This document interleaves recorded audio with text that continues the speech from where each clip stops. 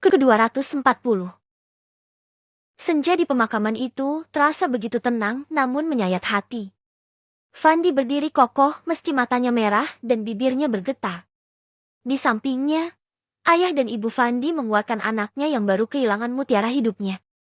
Zahwa Hairunisa Laili, bayi perempuan yang Lele lahirkan belum genap sehari itu diberi nama. Nama yang sangat bagus dan cantik, cocok untuk bayi perempuan mereka yang cantik. Namun sayang, anak itu tak bisa hidup lebih lama. Dia hanya hadir untuk memberikan kebahagiaan singkat bagi orang tuanya dan meninggalkan luka mendalam bagi mereka. Aku, Raihan, Adnan, dan Nit, kami semua berdiri di belakang mereka, menyaksikan prosesi pemakaman yang dilakukan dengan hikmat. Kami menghadiri pemakaman demi untuk melihat untuk pertama dan terakhir kalinya anak dari sahabat kami. Lele tak diperbolehkan pergi oleh dokter. Itu karena perutnya masih dalam masa penyembuhan bekas operasi Caesar, akan sangat berbahaya baginya jika ikut ke pemakaman dan mengamuk lagi. Larissa, Amira dan juga Ashley menemani Lele, yang pasti mereka bergantian memeluk wanita muda yang malang itu. Petugas pemakaman dengan hati-hati membawa tubuh kecil Zahwa yang telah dibungkus dengan kain kafan putih bersih. Meski Zahwa hanya sempat menghirup udara dunia beberapa jam, penghormatan yang diberikan sama seperti kepada orang dewasa. Karena bagi Fandi dan Lele, Zahwa adalah bagian penting dari hidup mereka. Walaupun upacara pemakaman hanya dihadiri oleh keluarga dan kerabat terdekat, juga tetangga saja. Doa-doa dilantunkan, menggema di antara deretan batu nisan. Fandi semakin terisak, sementara orang tuanya memeluknya erat, mencoba menjadi pilar kekuatan bagi Fandi. Aku dan teman-temanku hanya bisa menyaksikan dengan kepala tertunduk, turut merasakan duka yang mendalam. It, yang biasanya banyak bicara, hari ini terdiam 1000 bahasa. Matanya tidak lepas dari bayangan Zahwa yang telah diberikan penghormatan terakhir. Mungkin It ingat akan calon anaknya yang meninggal dalam kecelakaan bersama Michelle. Aku tahu itu. Raihan sesekali mengusap air matanya dengan punggung tangan. Mengingat kalau yang meninggal adalah keponakannya sendiri, yang pastinya sudah dia harapkan juga kehadirannya. Sementara Adnan memejamkan matanya, seperti tengah berdoa dalam hati, memohon agar Fandi dan Lele diberikan ketabahan. Ketika penggali kubur mulai menutup liang lahat berukuran kecil itu dengan tanah, Fandi semakin tak bisa menahan tangis. Aku sebagai sahabatnya maju dan memeluk Fandi. Dia menangis pelan di pelukanku. Aku tahu apa yang dirasakan saat ini dan aku coba terus menahannya. Kami semua berdiri di sana, dalam keheningan yang hanya sesekali terpecah oleh isak tangis dari ibunya Fandi, hingga akhirnya kubur Zahwa tertutup sempurna. Langit yang semakin gelap seakan turut berduka, menandai perpisahan penuh haru dari orang tua kepada anaknya yang begitu cepat pergi meninggalkan dunia. Namun, dalam kesedihan itu, kami semua berharap bahwa Zahwa kini berada di tempat yang lebih baik, di surga yang abadi dan akan menjadi penolong bagi orang tuanya di akhirat nanti. Setelah syalat maghrib, kami semua kembali ke rumah sakit. Fandi masih terlihat lemas, belum ada semangat lagi dalam dirinya, sehingga kami harus selalu menemaninya. Fandi terduduk di kursi tunggu di depan kamar Lele. Matanya sembab. Fen, lu harus bisa ikhlas ya. Insya Allah nanti Allah akan ganti lagi suatu hari nanti dengan anak yang lebih baik. Lu harus kuat, harus ikhlas. Demi Lele dan Safina juga. Tuturku, mencoba membuat Fandi kembali bersemangat. Sulit, Jas, gue gak sanggup. Meski Zahwa baru beberapa jam hidup di dunia, tapi gue udah gendong dia, udah gue adzani dia dan gue udah pegang tangannya. Lo tau gimana rasanya jeti gue, saat gue harus kehilangan dia dalam waktu yang singkat. Sakit, Jas, sakit. Fandi memukuli dadanya, menggambarkan betapa sakit hatinya dia saat ini. Gue tahu, tapi itu udah takdir Tuhan. Fen, kita nggak bisa nawar, nggak bisa nolak. Apapun yang Tuhan takdirkan kita cuma bisa menerimanya dengan ikhlas. Kak, yang kuat berdiri di samping ranjangnya, sementara Lele tidur, aku menghampiri Larissa. Dia baru disuntik dengan obat penenang karena mengamuk terus. Ucap Larissa, memberitahu tanpa menunggu aku bertanya. Aku menatap wajah yang lelah itu. bercampur dengan kesedihan yang mendalam. Ah, malangnya nasib kamu, adikku. Aku mengusap kepalanya sebentar, lalu berbalik pada Larissa.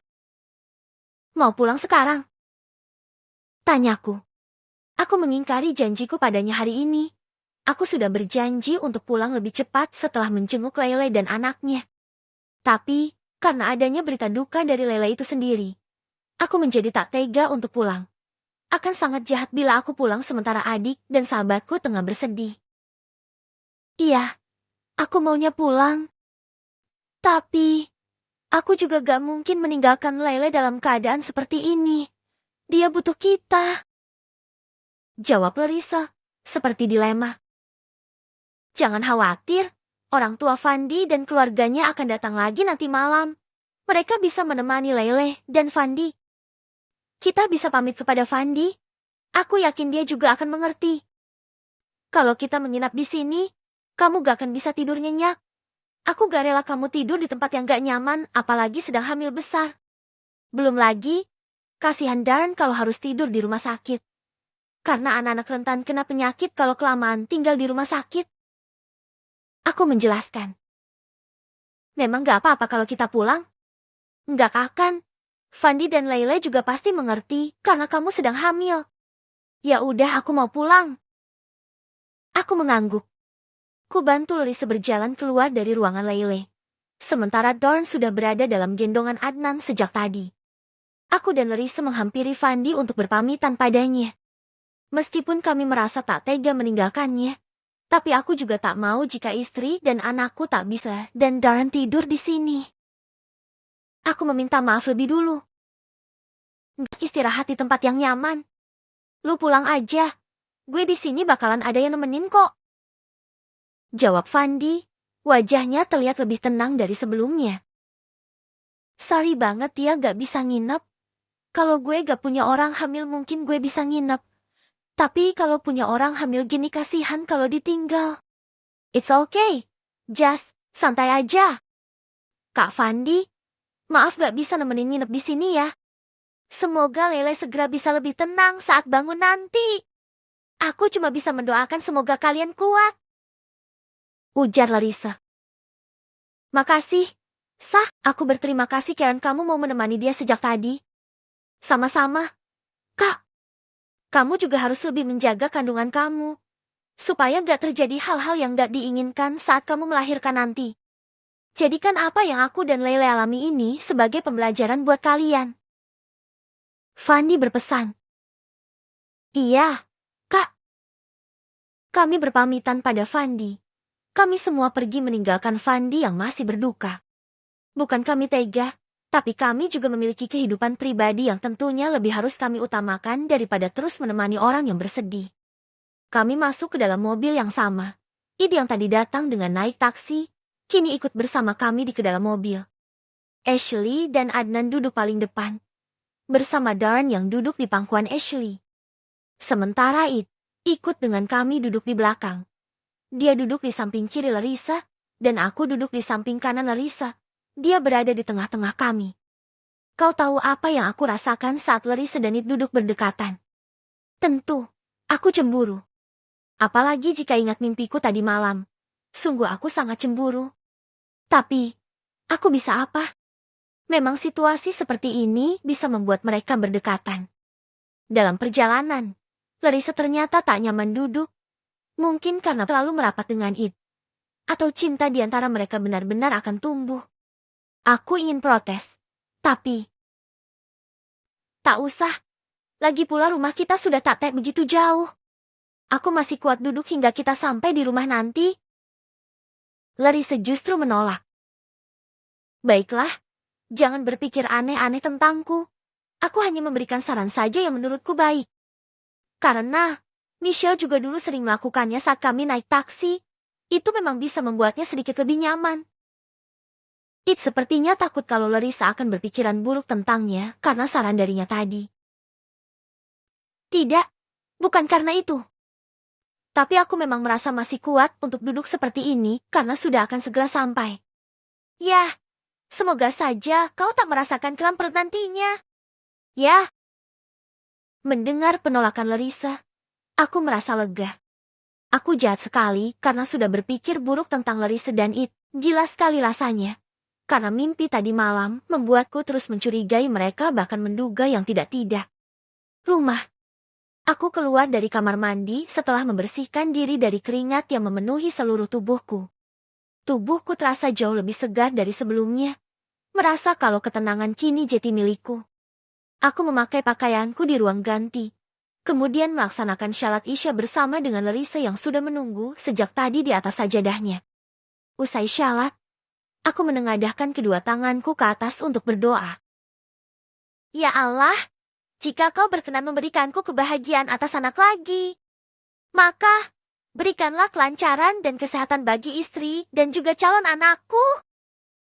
Tolong, jaga mereka selalu kapanpun dan dimanapun. Panjangkanlah umur mereka, agar bisa terus menemani hidupku di dunia ini, untuk kami membangun surga bersama. Ya Allah, jangan timpahkan kemalangan terhadap kami seperti yang baru saja dialami oleh Fandi dan Laileh. Berikan juga mereka kekuatan untuk bisa menerima takdir darimu dengan ikhlas. Amin. Aku berdoa dengan sepenuh hati, juga dengan suara yang jelas.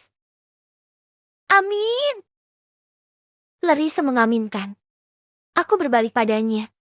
Dia mencium tanganku taksim dan aku mengecup keningnya lembut. Sebelum melepaskannya, aku memegangi kedua pipinya dan menatap matanya dalam. Kamu harus tetap sehat. Begitu juga dengan anak kita. Aku mau kalian akan selamati hari persalinan nanti dan terus menemani hidupku ini selamanya. Pintaku pada Larissa. Doakan selalu ya, sayang. Kalau bisa, aku juga ingin kita tetap bersama, mengurus anak-anak kita dengan penuh cinta dan kasih sayang. Ya, aku akan selalu mendoakan yang terbaik untuk kamu, aku, Darren dan kita semua. Semoga Allah mengabulkan doa-doa kita. Amin. Larissa dan aku tersenyum. Aku mengecup bibirnya singkat. Rasa tak ingin kehilangan kini menjalar di hatiku. Di saat Larissa hamil besar dan mendekati persalinan, aku selalu takut kalau Larissa akan meninggalkan aku. Kau tahu maksudku? Ya, karena persalinan seorang wanita itu mempertaruhkan nyawa saat mereka menjalani persalinan. Itu sama dengan mereka berada antara hidup dan mati. Aku membuka mukena yang Larissa kenakan, membopong tubuhnya dan menidurkannya di ranjang kami. Larissa tersenyum manis, tangannya melingkar di leherku. Sayang, kamu cemburu sama It? Tiba-tiba Larissa bertanya. Aku tertegun dan It berselingkuh. Ah, apakah aku salah jika aku berbohong saja tentang itu darinya? Bukankah berbohong untuk kebaikan itu diperbolehkan?